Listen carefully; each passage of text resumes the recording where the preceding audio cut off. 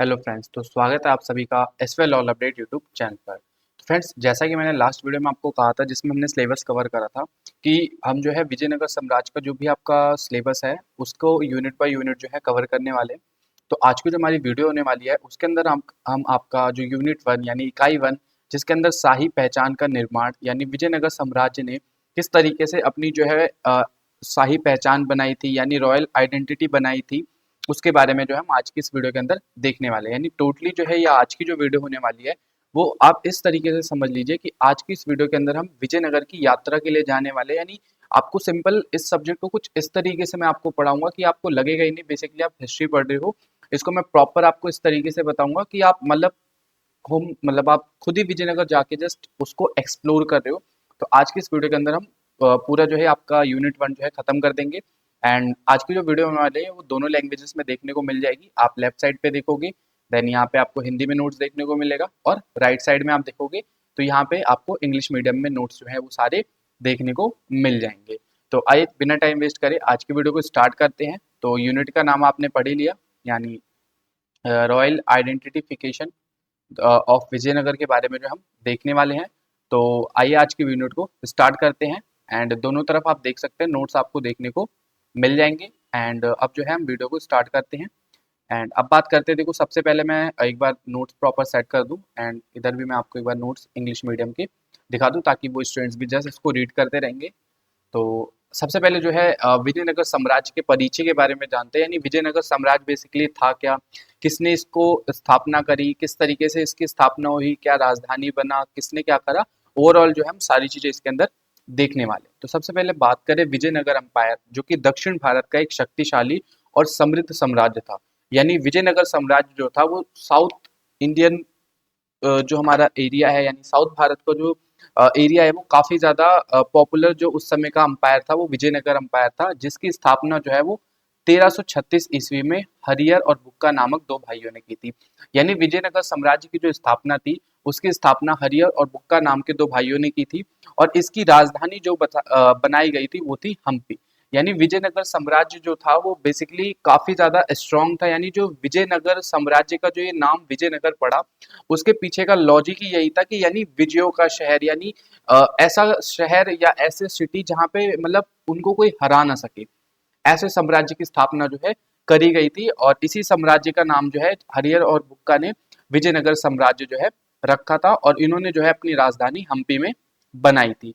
इसके बाद बात करें, ये जो साम्राज्य था वो तुंगभद्रा नदी यानी तुंगभद्रा नाम की एक नदी थी जिसके किनारे जो है ये स्थित थी। यानी कोई भी जब साम्राज्य या कोई भी सभ्यता जब कहीं पे बनती है तो उसके आसपास आपको नदियां जरूर देखने को मिलेगी। जैसे हड़प्पा सभ्यता में नदियां हमें देखने को मिली थी, सेम वही कॉन्सेप्ट इसके अंदर भी आपको देखने को मिलेगा। तो ये जो थी सभ्यता वो तुंगभद्रा नदी के किनारे जो है पनपी, और भव्य नगर था। यह साम्राज्य लगभग 3 शताब्दियों तक दक्षिण भारत की राजनीति, अर्थव्यवस्था, संस्कृति पर काफी ज्यादा जो है वो प्रभावी रहा। इसके बाद बात करें, उस समय जो दिल्ली सल्तनत था उसका जो है प्रभाव काफी ज्यादा बढ़ रहा था, जिसके बीच विजयनगर जो है वो एक सशक्त हिंदू राज्य के रूप में उभरा। यानी विजयनगर ने जो है अपनी जो जिस तरीके से हमारे मतलब दिल्ली सल्तनत उस समय हो रहा था, तो कोई जो है हिंदू राष्ट्र नहीं था, तो हिंदू राष्ट्र बेसिकली जो था वो हिंदू राज्य जो भी था वो विजयनगर अंपायर ही था जो कि उस समय पनप रहा था। तो आप इसके अंदर जो है इनको देख सकते हैं। उसके बाद बात करें विजयनगर के जो शासक थे, यानी विजयनगर के शासक जो कृष्ण देव राय, जिसके बारे में आपने सुना होगा, जो कि विजयनगर साम्राज्य के सबसे प्रसिद्ध माने जाते हैं। वो ऐसे शासक थे जिन्होंने साम्राज्य को उसकी सर्वोच्च शक्ति और समृद्धि तक पहुंचाया। यानी विजयनगर साम्राज्य के जो सबसे अच्छे शासक के रूप में जिसे हम जानते हैं तो वो है श्री कृष्णदेव राय, जिनको जो है जानते हैं। इसके बाद बात करें इस साम्राज्य की जो सशक्ता थी, यानी इसको किस लिए जाना जाता था, तो ये साम्राज्य भव्य मंदिर, विशाल बाजार, उन्नत व्यापार प्रणाली तथा समृद्ध कला, साहित्य और विकास के लिए जो है ये सभ्यता जो है हमें देखने को मिलती है। इसके बाद बात करें, यहाँ पे काफी ज्यादा जो है व्यापार होते थे, और जितने भी विशेषकर जो व्यापार ये लोग करते थे वो अरबी और यूरोपीय व्यापारियों के साथ जो है व्यापार करते थे। यानी विजयनगर अंपायर जो बेसिकली फेमस हुआ वो इसके समृद्ध कला, साहित्य, विकास और विदेशी व्यापारों के कारण जो है ये काफी ज्यादा फेमस हुआ। यानी कि जो इनके व्यापार या ट्रेड जो होते थे वो बेसिकली अरब और यूरोपीय व्यापारियों के साथ जो है वो ट्रेड करते थे। तो वही सेम चीज आप यहाँ देख सकते हैं विजयनगर अंपायर के बारे में इस नोट्स के अंदर भी आप देख सकते हैं। और इसकी समृद्धि का जो प्रमुख आधार था वो था बेसिकली जो भी व्यापार था उसी के थ्रू जो है वहाँ की सारी इनकम जो है होती थी। 1565 ईस्वी में बैटल ऑफ तालीकोटा के बाद यह साम्राज्य धीरे धीरे पतन की ओर बढ़ गया। यानी विजयनगर साम्राज्य की जिस तरीके से स्थापना 1336 ईस्वी में हरिहर और बुक्का नामक दो भाइयों ने की थी, तो बैटल ऑफ तालीकोटा के बाद जो है धीरे धीरे इस साम्राज्य की जो है अपने पतन की तरफ ये बढ़ता रहा। तो ये भी जो है हम देख सकते हैं। इसी के साथ साथ बात करें जो इसकी राजधानी थी यानी कि हम्पी जो इसकी राजधानी थी उसकी पिक्चर आप यहाँ पर देख सकते हैं। ये राजधानी आपको यहाँ पे देखने को मिल जाएगा। यही थी विजयनगर साम्राज्य की राजधानी हम्पी, जो कि आज के वर्तमान में साउथ में कर्नाटक के अंदर स्थित है। अब बात करें जैसे इंट्रोडक्शन की तो हमने बात कर ली, अब बात करते हैं इसमें जो शाही पहचान यानी रॉयल आइडेंटिटी जो उन्होंने बनाया विजयनगर साम्राज्य ने, वो किस तरीके से बनाया उसकी बात करेंगे। तो शाही पहचान मतलब क्या होता है, जैसे कोई भी राजा है अगर अपनी आइडेंटिटी या रॉयल आइडेंटिटी या शाही पहचान बनाएगा तो उसका सिंपल सा मतलब होता है कि राजा क्या दिखाना चाहता है कि भाई उसकी छवि, प्रतिष्ठा और अधिकार से है, यानी जिससे एक राजा अपने राज्य और जनता के सामने स्थापित करता है। मतलब राजा क्या करता है, वो दिखाना चाहता है कि भाई राजा जो है वहां पे रूल कर रहा है अपने राज्य में, अपनी प्रतिष्ठा अपनी छवि को काफी ज्यादा अच्छी दिखाने की कोशिश करता है। यह केवल राजा की शक्ति तक सीमित नहीं होती थी बल्कि इस समय जो है धर्म, संस्कृति, परंपरा और राजनीतिक नियंत्रण पर भी शामिल होता था। यानी अगर कोई भी जगह पे कोई भी राजा होगा वो अगर अपनी रॉयल आइडेंटिटी दिखाएगा तो जरूरी नहीं कि बेसिकली वो उस एक क्षेत्र में ही दिखाए, वहां पे बहुत सारी छोटी छोटी चीजें वो यूज करेगा जिससे वो रॉयल आइडेंटिटी दिखा सके। उसमें यूज कर सकता है वो, मान लो मंदिरों का निर्माण करवा सकता है या अपने धर्म को काफी ज्यादा वो अच्छा दिखा सकता है, धर्म के लिए कार्य कर सकता है। तो इससे क्या पता चलता है कि राजा जो है वो काफी ज्यादा रॉयल था, काफी ज्यादा महान था। इस तरीके से दिखाने की जो है कोशिश की जाती है। विजयनगर काल में राजा अपनी पहचान इस प्रकार बनाता था जिससे जिससे जो है जनता उसे एक वैध और शक्तिशाली धर्मप्रिय शासक के रूप में स्वीकार करे। यानी वो अपनी छवि को बेसिकली इस तरीके से लोगों के सामने प्रेजेंट करते थे जिससे किसी को कोई अंदाजा ही ना हो कि भाई ये राजा जो है वो रॉयल नहीं है या इसके पास शक्तियां नहीं है। वो मतलब अपने आप को काफी ज्यादा मतलब अच्छा दिखाने की कोशिश करते थे और इस तरीके से दिखाते थे कि भाई हमें खुद भगवान ने भेजा है या हम खुद भगवान के दूत बन के आए यहाँ पे शासक करने के लिए। विजयनगर अंपायर के शासकों ने मंदिर निर्माण, धार्मिक अनुष्ठान में भागीदारी और युद्ध में विजय और भव्य दरबारों के माध्यम से अपनी शाही पहचान को मजबूत किया।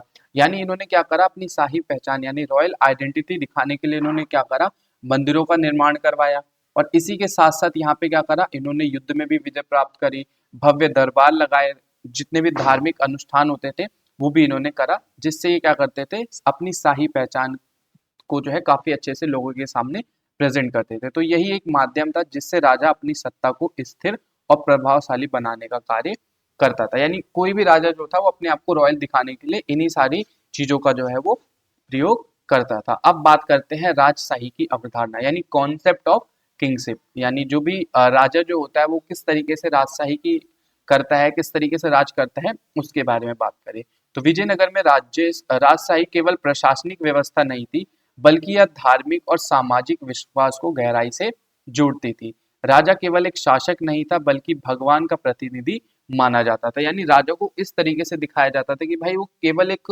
रूलर नहीं है या एक शासक नहीं है जो आपके ऊपर शासन करने आया है, उसको भगवान का प्रतिनिधि जो है दिखाया जाता था। इस अवधारणा को दिखाने के लिए उसे पता है क्या बताया जाता था कि वो दिव्य राजशाही कहा जाता था। यानी राजा को दिव्य राजशाही के रूप में जो है दिखाया जाता था और जो है विश्वास होता था कि राजा को शासन करने का अधिकार जो है वो ईश्वर के द्वारा प्राप्त है। यानी वो इस तरीके से दिखाते कि राजा को जो भी शासन करने का अधिकार दिया गया है वो स्वयं जो है उसे ईश्वर ने अधिकार दिया है इस पे शासन करने के लिए। राजा को धर्म का रक्षक माना जाता था। यानी राजा को बेसिकली क्या दिखाते थे कि भाई वो हमारी धर्म की रक्षा करने के लिए आया है, हमारे धर्म का रक्षक बन के आया है। और मुख्य कर्तव्य जो था वो राजा का वो केवल शासन करना नहीं था बल्कि धर्म और न्याय की रक्षा करना भी था। यानी राजा का जो मेन कॉन्सेप्ट वो दिखाते थे कि भाई राजा जो है हमारे धर्म की रक्षा करने के लिए आया है, हमारे धर्म के जितने भी अनुष्ठान होते हैं उसमें भाग लेने के लिए आया हुआ है। ब्राह्मण तथा विद्वानों का संरक्षण देता था, यानी राजा क्या करता था, जितने भी ब्राह्मण होते थे, जितने भी विद्वान होते थे, उनको संरक्षण देता था। और साथ ही साथ वो क्या करता था, जनता के बीच उसकी सभी एक आदर्श और धर्मनिष्ठ शासक के रूप में जो है वो बनती थी। यानी जब वो क्या करता था, जितने भी ब्राह्मण होते थे, जितने भी मंदिरों के या धार्मिक अनुष्ठान होते थे, उसमें पार्टिसिपेट करता था, जिससे लोगों को ये लगता था कि ये राजा जो है काफी ज्यादा अच्छा है। इसी के साथ ही राजा के पास पूर्ण सत्ता होती थी, यानी प्रशासन, सेना, न्याय और कर प्रणाली उसके नियंत्रण में होती थी। यानी राजा के हाथों में ही सारी चीजें होती थी, चाहे वहां का प्रशासन हो गया, चाहे सेना हो गया, न्याय हो गया या कर प्रणाली, ये सारी जो चीजें थी वो सब राजा के हाथों में ही होती थी। और अंतिम जो निर्णय लेना होता था वो बेसिकली क्या होता था, वो राजा के हाथों में ही होता था, जो भी वो निर्णय लेता था। और अपेक्षा मतलब राजा से फिर ये अपेक्षा की जाती थी कि वो राजा जो है, अगर ये सारी चीजों को चला रहा है, हम पे रूल कर रहा है, तो वो न्यायप्रिय हो, दयालु हो और जनता के हितों में जो है वो कार्य करे। यानी कोई भी राजा अगर फेमस होगा तो वो कब फेमस होगा, जब वो जनता के लिए काम करे, जनता के हितों में काम करे, उनके प्रति दयालु रहे और न्याय करे। तो इससे जो है राजा को वैधता यानी आइडेंटिटी जो है वो मिलती थी, जिससे राजा को काफी ज्यादा फेमस दिखाने की कोशिश की जाती थी। तो ये हमने जस्ट जाना कि राजा अगर कोई भी राजशाही की अवधारणा यानी कॉन्सेप्ट ऑफ किंगशिप, यानी राजा अगर रूल करेगा तो वो इन सारे कॉन्सेप्ट पे ही काम करके जो है रूल करता है। राजनीतिक प्रथा यानी पॉलिटिकल प्रैक्टिसेस की बात करें तो विजयनगर की राजनीति जो है वो राजनीतिक प्रथा उन सभी तरीकों को दर्शाती थी जिनके माध्यम से राजा का संचालन और नियंत्रण किया जाता था। इस व्यवस्था में राजा को सर्वोच्च सत्ता का केंद्र जो है माना जाता था, लेकिन वह अकेले शासन नहीं करता था। यानी केंद्र में या सेंट्रल में मेनली राजा ही शासन करता था, लेकिन अकेले वो शासन नहीं कर सकते। यानी अगर सिंपल सी बात है, कोई एक बड़ा सा राज्य है और उसमें अगर उसको शासन करना है, तो वो जाहिर सी बात है किसी एक जगह पे रहकर कोई एक पर्टिकुलर अगर बंदा है तो वो तो शासन नहीं कर सकता वहां पे। तो उसे क्या करना होता था, उसके लिए वो अलग अलग मंत्रियों की जो है टीम बनाता थे, अलग अलग जो है वहाँ पे कॉन्सेप्ट बना के, अलग अलग टीम्स रेडी करके, अलग अलग कॉन्सेप्ट को रेडी करके और फिर जाके वहाँ पे जो है रूल करने का वो काम करता था। तो ऐसे ही सेम जो है विजयनगर के जो शासक थे उन्होंने करा था। तो अब उसी में बात करेंगे कि जो अलग अलग शासक थे उन्होंने किस तरीके से अलग अलग कॉन्सेप्ट को यूज करा। यानी राजा जो है वो सर्वोच्च सत्ता का मतलब केंद्र में रहकर काम करता था, और उसी के साथ साथ वो क्या करता था, एक संगठित प्रशासनिक तंत्र के रूप में कार्य करता था, जिसके अंदर राजा के साथ साथ कौन कौन से लोग होते थे, जैसे कि मंत्री हो गए, सैन्य अधिकारी हो गए और अन्य प्रशासनिक कर्मचारी जो है वो शामिल होते थे शासन करने के लिए। राजा को विभिन्न प्रशासनिक इकाइयों में जो है जितने भी राज्य होते थे, राज्य को विभिन्न प्रशासनिक इकाइयों में जो है विभाजित किया जाता था, तथा इसके जरिए वो क्या करते थे, शासन जो है सुचारू रूप से इसमें चलाया जाता था, ताकि प्रत्येक क्षेत्र में अधिकारी जो है वो नियुक्त हो सके। यानी अलग अलग क्षेत्र थे, अलग अलग अधिकारी जो है यहाँ पर नियुक्त किए जाते थे अलग अलग कॉन्सेप्ट के लिए। जैसे सबसे पहले बात करें कि वो क्या किस तरीके से करते थे। मान लो अगर कोई एक अधिकारी नियुक्त कर दिया जो क्या करेगा, सिर्फ और सिर्फ टैक्स कलेक्ट करेगा। कानून व्यवस्था बनाने के लिए एक अधिकारी को नियुक्त कर दिया जाता था। प्रशासनिक कार्यों के लिए अधिकारियों को जो है नियुक्त कर दिया जाता था। और कर प्रणाली जो है वो क्या करती थी, राजा के आय का स्रोत थी। यानी अगर सिंपली बात करें, कोई भी स्टेट हो गया, कोई भी राज्य हो गया, कोई भी हमारी कंट्री होगी, उसको चलाने के लिए एक रूलर होगा। और रूलर बेसिकली कैसे शासन करेगा, वो जनता पे शासन करेगा, अलग अलग मंत्री बना के, अलग अलग अधिकारियों को नियुक्त करके, अलग अलग जो है अदालतें बना के वहां पे करेगा।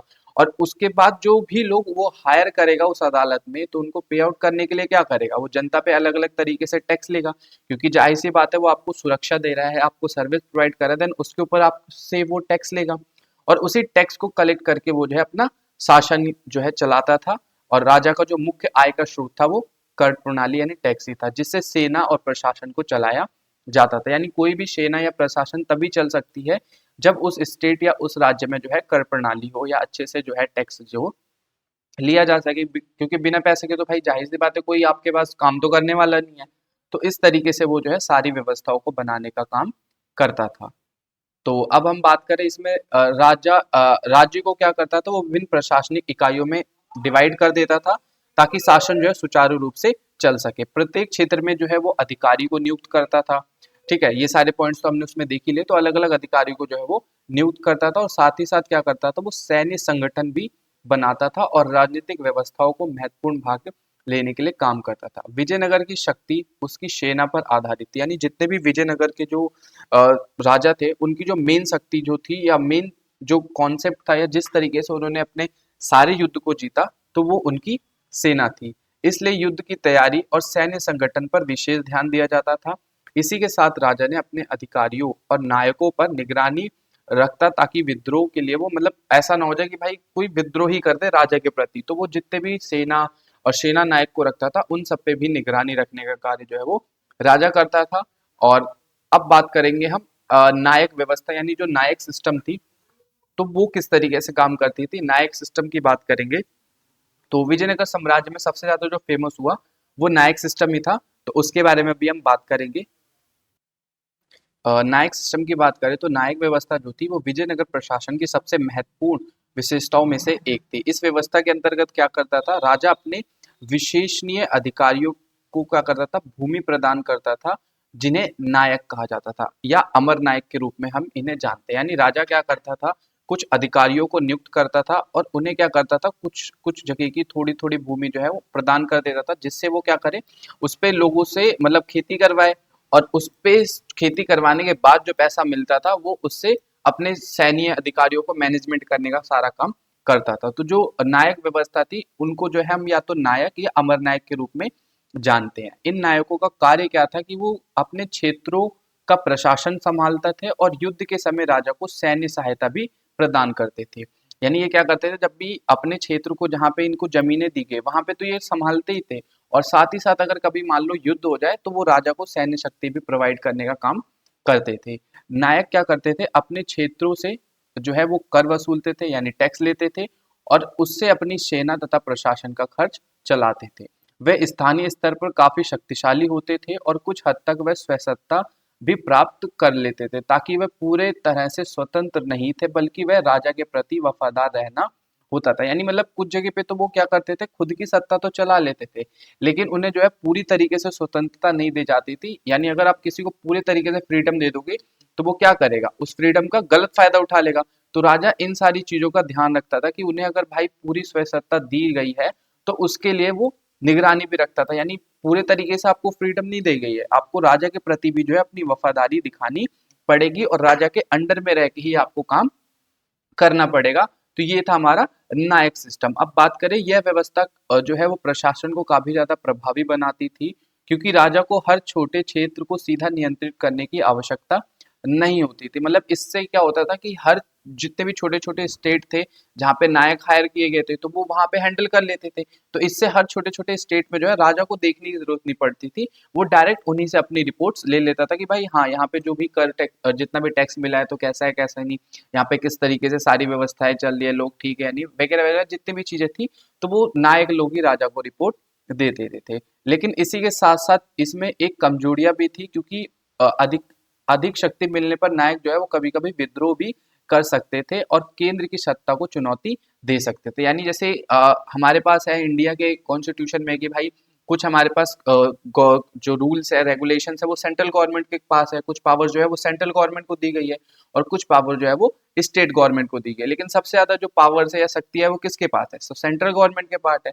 और स्टेट जो है हमारे पास, स्टेट पे हमने ज्यादा जो है शक्तियां नहीं दी, यानी कुछ लिमिटेशन के साथ उन्हें जो है शक्तियां दी गई है। तो ऐसे ही सेम राजा क्या करता था, ज्यादा शक्तियां नायकों को नहीं देता था, मतलब ज्यादातर जो मेन पावर्स थी वो केंद्र में यानी अपने पास रखता था राजा, और नायकों को सिर्फ कुछ तरीके के अधिकार से वो दिया करता था। तो ये था हमारा नायक सिस्टम। अब बात करेंगे हम नेचर ऑफ स्टेट की, यानी जो राज्य राज्य का जो स्वरूप होता है वो किस तरीके से होता है किसी राजा के लिए।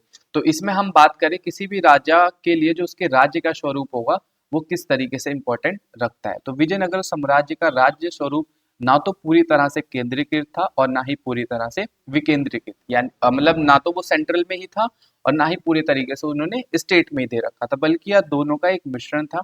यानी केंद्र में राजा के पास जो है सर्वोच्च सत्ता होती थी, जो महत्वपूर्ण निर्णय लेते थे और सैन्य तथा नीतियों का निर्माण करते थे। यानी जितने भी सैन्य अधिकारी होते थे, किसी भी तरीके की नीतियां बनानी होती थी तो वो राजा के पास थी, यानी सेंट्रल के पास वो सारी शक्तियां थी। और दूसरी ओर स्थानीय स्तर पर जो है वो नायक और अन्य अधिकारी जो है प्रशासन चलाने का काम करते थे, जिससे क्या होता था कि शासन जो है वो अधिक व्यवहारिक और प्रभावी बना रहता था, और इस प्रकार राज्य की जो संरचना है वो काफी ज्यादा अच्छी होती थी, और केंद्र और स्थानीय शक्तियों के बीच संतुलन बनाकर जो है कार्य किया जाता था। ऐसा नहीं था कि भाई एक ही के पास ज्यादा शक्तियां थी, मतलब सेंट्रल के पास तो सारी पावर्स थी क्योंकि वहां राजा स्टे कर रहा है, बट स्टेट या राज्य को इतनी पावर्स नहीं दी गई थी। यह राज्य क्या करता था, मूल रूप से सैन्य शक्ति पर आधारित था, क्योंकि उसकी स्थिरता और विस्तृत सेना पर निर्भर रहता था, और साथ ही साथ इसकी आर्थिक संरचना भी काफी ज्यादा मजबूत थी, जिसमें कर प्रणाली और व्यापार जो है वो महत्वपूर्ण भूमिका निभाते हैं। इसी प्रकार विजयनगर का राज्य एक संगठित, शक्तिशाली और संतुलित प्रणाली थी, जिसमें राज्य की सर्वोच्चता बनी रहती थी, लेकिन स्थानीय प्रशासन को भी पर्याप्त भूमिका दी जाती थी। यानी जितने भी शक्तियां थी वो राजा के पास होती, लेकिन अन्य जो छोटे छोटे राज्य होते थे उसमें वो अलग अलग अपने नायक, अलग अलग सैनिकों को भेजकर वहां पर रूल करता था। यानी की पॉइंट्स की बात करें तो आप बेसिकली ये कह सकते हो कि विजयनगर में शाही पहचान, राजशाही और राजनीतिक प्रथा आपस में गहराई से जुड़ी हुई थी। राजा ने धर्म, प्रशासन, सेना और संस्कृति के माध्यम से अपनी शक्ति और वैधता को स्थापित किया, और नायक व्यवस्था और मिश्रित राज्य प्रणाली ने इस साम्राज्य को लंबे समय तक स्थिर और प्रभावशाली बनाकर रखा। तो यानी की पॉइंट्स में आप ये बता सकते हैं कि राजा ने काफी ज्यादा जो है मैनेजमेंट के साथ अपनी सारी व्यवस्था को अच्छे से संभालने की कोशिश करी। अब बात करेंगे हम इसमें शाही विविधता और नियंत्रण की रणनीति के बारे में।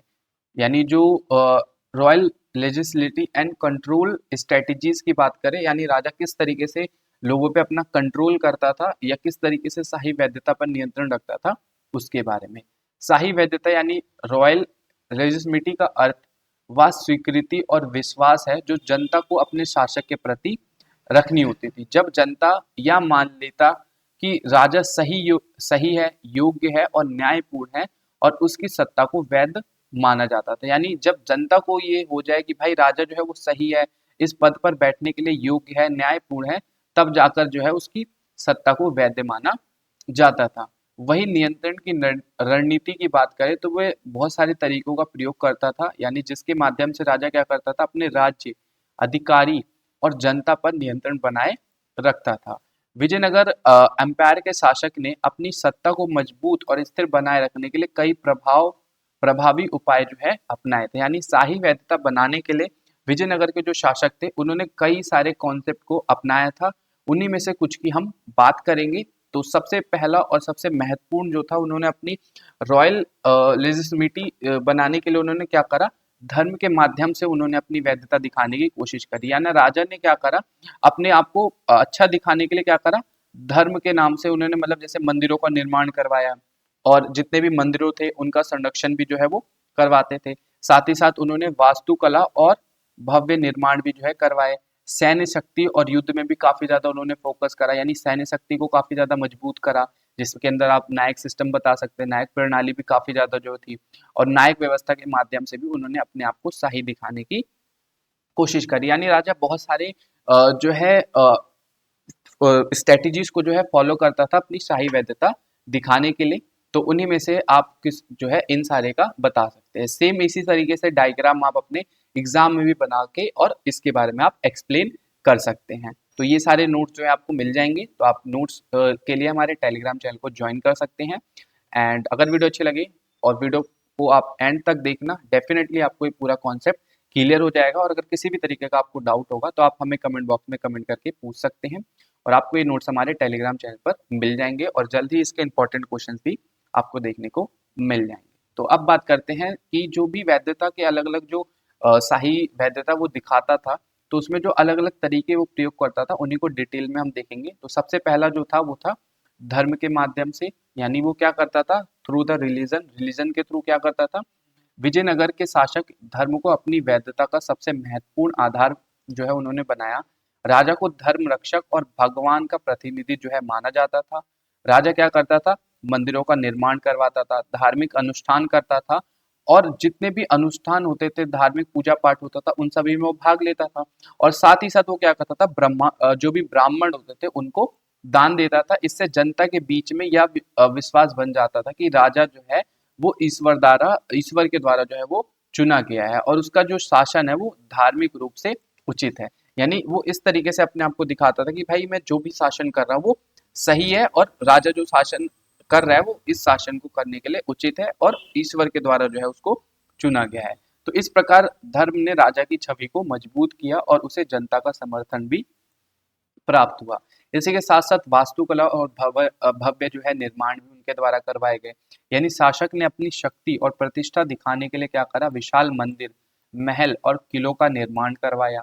इस भव्य संरचना को दिखाकर जो है देखकर लोगों ने मन में राजा की शक्ति और जो भी वैभव का जो है प्रभाव कर लिया। जैसे एग्जाम्पल की बात करें, अगर रोड पे कोई गाड़ी चल रही है, एक तरफ मान लो मर्सिडीज चल रही है, एक तरफ बीएमडब्ल्यू चल रही है, फरारी चल रही है, तो आप उन गाड़ियों को देख के क्या कहेंगे कि भाई उस गाड़ी के अंदर बैठा हुआ जो व्यक्ति है वो काफी ज्यादा रिच होगा, काफी ज्यादा अमीर होगा। तो ऐसे ही उस समय के जो राजा होते थे वो अपने आप को रिच दिखाने के लिए क्या करते थे, अलग अलग मंदिर जो होते थे, विशाल बड़े बड़े मंदिरों का जो है निर्माण करते थे, महलों का निर्माण करते थे, और जितने भी अलग अलग किले होते थे उनका भी निर्माण करते थे। यानी जैसे आप आज भी देखेंगे तो साउथ के जितने भी मंदिर है वो काफी ज्यादा विशाल बड़े हैं, और उनका जो स्ट्रक्चर है काफी ज्यादा ही मतलब अद्भुत है, जिनको मतलब आज के टाइम पे ये कहो कि बनाना ही मुश्किल है।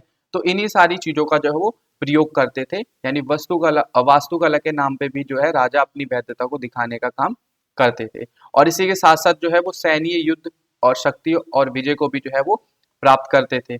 यानी विजयनगर साम्राज्य में जो है सैन्य शक्ति काफी ज्यादा महत्वपूर्ण थी। राजा अपनी सेना के माध्यम से अपने राज्य की रक्षा करता था और नए क्षेत्रों पर विजय प्राप्त करता था। युद्ध में जीतने से राजा की प्रतिष्ठा बढ़ती थी और जनता में उसका सम्मान भी बढ़ता था, जबकि शत्रुओं से भय उत्पन्न हो जाते थे। यानी राजा जब किसी युद्ध में जाता था तो इससे उसकी प्रतिष्ठा बढ़ती थी, लेकिन जो उसके शत्रु होते थे वो उससे काफी ज्यादा डरने लग जाते थे, भाई ये राजा काफी ज्यादा स्ट्रांग है, इससे लड़ाई करना हमारे पास की बात नहीं है।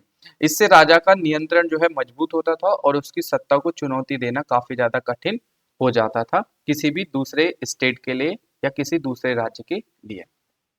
कर प्रणाली और आर्थिक नियंत्रण की बात करें तो यानी टैक्स सिस्टम की बात करें तो वो किस तरीके से नियंत्रण करता था, तो राजा की आय का मुख्य स्रोत सेम वही टैक्स था। यानी किसानों और व्यापारियों से जो है वो टैक्स लिया करता था, और इससे इसी आय से वो क्या करता था, सेना, प्रशासन और निर्माण कार्य जितने भी होते थे उन सबको चलाने का कार्य जो है वो टैक्स के द्वारा ही किया जाता था। मजबूत आर्थिक व्यवस्था के कारण राजा ने अपने राज्य पर प्रभावी नियंत्रण बनाए रखा, और आर्थिक संसाधनों पर नियंत्रण भी सत्ता को स्थिर बनाए रखने का महत्वपूर्ण साधन बन गया। यानी टैक्स सिस्टम जो था वो क्या करता था, अलग अलग जो है टैक्स लेकर अलग अलग जो भवन होते थे, सेना होती थी, जितने भी प्रशासन होते थे, जितने भी निर्माण कार्य होते थे उनको चलाने का काम करता था। अब बात करें इसके अंदर control through the Nayak system, यानी नायक व्यवस्था के माध्यम से राजा ने जो है अपनी जो भी व्यवस्था थी उसको मैनेज करने का काम करा। यानी नायक व्यवस्था के तहत राजा ने क्या करा, अधिकारियों यानी नायकों को भूमि देता था, और बदले में वो क्या करता था, उन्हें उनसे जो है सैन्य और प्रशासनिक सेवाएं जो है वो प्राप्त करता था। हालांकि नायक को कुछ सह सत्ता प्राप्त थी, लेकिन उन्हें राजा के प्रति वफादार रहना होता था, और राजा समय समय पर नायकों पर निगरानी रखता था ताकि वे विद्रोह ना कर सके। इस प्रकार इस व्यवस्था में हम ये कह सकते थे कि नियंत्रण बनाए रखने के लिए वो प्रभावी तरीका था। यानी राजा जो है जितने भी नायकों को हायर करता था और उनको जो जमीनें देता था उसके बदले उनसे ये एक्सेप्ट करता था, भाई कि अगर कहीं मैं युद्ध में फंस जाऊं तो तुम मुझे उस समय क्या करोगे, अलग अलग सैनिक जो है वो प्रोवाइड करोगे ताकि वो युद्ध में मेरी मदद कर सके। तो ये सारे जो है इसके पॉइंट्स थे। अब इनके की पॉइंट्स में बात करें तो किस तरीके से आप बता सकते हैं, तो की पॉइंट्स में आप ये कहेंगे कि जो विजयनगर साम्राज्य था उसमें जो शाही वैधता और नियंत्रण था वो केवल सैन्य शक्ति पर आधारित नहीं थे, बल्कि धर्म, वास्तुकला, आर्थिक व्यवस्था, न्यायिक प्रणाली और दरबारी संस्कृति जैसे कई तत्वों का संयोजन था। इन सभी रणनीतियों के माध्यम से राजा ने न केवल अपनी सत्ता को वैध बनाया, बल्कि उसे लंबे समय तक और स्थिर और प्रभावशाली बनाए रखने का भी कार्य करा। यानी ये सारे जितने भी हमारे भवन निर्माण करता था राजा, या धर्म से रिलेटेड कितने भी अनुष्ठान करता था, किसी भी युद्ध में जाके विजय प्राप्त करता था, तो इसके थ्रू वो क्या दिखाता था कि भाई मैं शाही हूँ या मैं इस पद पे बैठने के लायक हूँ। तो वो ये सारी चीजों को जो है वो प्रूफ करके दिखाता था राजा। अब बात करें जो भी दरबारी संस्कृति यानी कोर्ट कल्चर की, तो इसकी बात करेंगे अब जितनी भी दरबारी संस्कृति होती है उसके बारे दरबारी संस्कृति से तात्पर्य उन परंपराओं, गतिविधियों और जीवन शैली से है जो राजा के दरबार यानी कोर्ट में विकसित होती थी। विजयनगर काल में दरबार केवल एक प्रशासनिक केंद्र नहीं था, बल्कि यह शक्ति प्रदर्शन और सांस्कृतिक विकास और शाही प्रतिष्ठा का एक प्रमुख उदाहरण भी या प्रमुख माध्यम भी जो है वो माना जाता था। यानी कोर्ट कल्चर या दरबारी संस्कृति जो थी वो विजयनगर की काफी ज्यादा फेमस थी। यानी विजयनगर अंपायर में दरबार को अत्यंत भव्य और आकर्षक बनाया जाता था, जिसमें राजा की शक्ति, उसका वैभव और महानता को जो है जनता के प्रति दिखाया जाता था। जितने भी विदेशी यात्री आते थे और अधिकारियों के सामने जो है उसका प्रदर्शन किया जाता था। यानी जितने भी बाहर से लोग आएंगे वो कैसे जानेंगे कि भाई ये राजा काफी ज्यादा महान था, इतने बड़े बड़े मंदिरों का उसने निर्माण करवाया, इतनी सारी उसके पास सेना है, इतने हाथी है, इतने सारे लोग जो है उससे प्यार करते हैं। इस तरीके से वो सारे धार्मिक अनुष्ठानों में पार्टिसिपेट करता है, लोग ज्यादा जो है इसके प्रति वफादार है। तो यही सारे कॉन्सेप्ट के थ्रू राजा जो है वो अपनी दरबारी संस्कृति में यही सारी चीजें बाहर के जो विदेशी यात्री आते थे उनको भी दिखाने का वो काम करता था। उन्हीं में से कुछ की अब हम बात करेंगे। यानी दरबार में होने वाली गतिविधियां न केवल मनोरंजन का साधन थी, बल्कि वे राजा की शाही पहचान और वैधता को भी काफी ज्यादा मजबूत करने का माध्यम थी। दरबारी संस्कृतियों में बात करें तो वे क्या करता था, राजा की संगीत और नृत्य वगैरह जो है प्रस्तुत करवाता था। कला और साहित्य के लिए जो है कला और साहित्य का प्रयोग करके वो अपनी दरबारी संस्कृति को दिखाता था, अपने कल्चर के प्रयोग करके वो दिखाता था। और साथ ही साथ त्योहार और समारोह के थ्रू भी जो है राजा अपने आप को काफी ज्यादा जो है अच्छा दिखाने की कोशिश करता था कि हम जो है सारी चीजों के साथ अच्छे से जुड़े हुए हैं, सबको अच्छे से मैनेज कर रहे हैं। अब बात करें संगीत और नृत्य की, तो यानी म्यूजिक एंड डांस के थ्रू जो है वो क्या करता था, विजयनगर में विजयनगर दरबार में संगीत और नृत्य का विशेष स्थान था। यानी राजा क्या करता था, जितने भी संगीत और नृत्य था उसका भी जो है वो सम्मान करता था। राजा स्वयं जो है वो कला के संरक्षक होते थे, यानी उसे प्रोटेस्ट करते थे और उसका जो है अच्छे से जो भी कलाकार होते थे उनको संरक्षण भी देने का वो काम करते थे। दरबार में नियमित रूप से संगीत सभाएं होती थी, नृत्य प्रस्तुत जो है वो किए जाते थे। यानी जैसे उनमें से कुछ की बात करें तो राजा क्या करता था, जितने भी शास्त्रीय संगीत हो गया, वाद्य यंत्रों का उपयोग और नृत्य कला का प्रदर्शन जो है दरबार की शोभा बढ़ाने के लिए करता था। और क्या-क्या करता था वो, जैसे नर्तिका हो गई, जो भी नाचने वाले लोग हो गए, उनको और संगीतकारों को केवल मनोरंजन ही नहीं करते थे, बल्कि वे दरबार की गरिमा और सांस्कृतिक समृद्धि को भी दर्शाने का कार्य करते थे। यानी राजा क्या करता था, अच्छे से जितने भी अ, संगीत और नृत्य कारक जो भी होते थे, जो भी वहाँ के ट्रेडिशन को अच्छे से प्रेजेंट कर रहे हो, उन सबका वो सम्मान करता था और उन सबको संरक्षण देने का भी कार्य राजा के द्वारा जो है वो किया जाता था विजयनगर के दरबार में। कला और साहित्य की बात करें, यानी विजयनगर साम्राज्य में कला और साहित्य का अत्यधिक विकास हुआ।